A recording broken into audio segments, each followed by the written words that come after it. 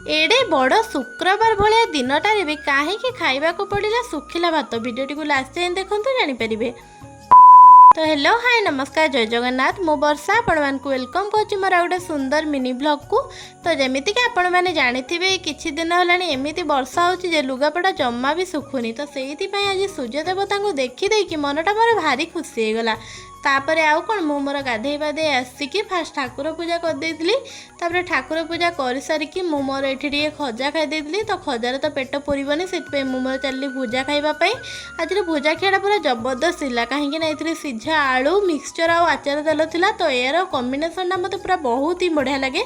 तापर ड्यूटी रू आसिकी मु मोर लगी पड़ी रोसई करिबारे। रोसई खाली तरकारी बनइबार थिला जेहेतु भात बनईकी जाइतिली।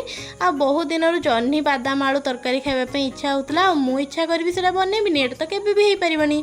तो से फास्ट ये जह्नी आलू बादाम तरकारी बनई देथिले। आ जह्नी चोपा जो बाहर थिला ताकू नष्ट न करिकी तार चटनी गोटे बनई देथिले। तापर बसी बोली खाइबापी। तो खाइबारे आज मोर थिला भात जह्नी आलू बादाम तरकारी आ जह्नी चोपार चटनी। तो सत कहबी सांग मैंने खाइबाटा पूरा आज जबरदस्त हिला। मु तो पूरा मन शांति करिकी खाइची।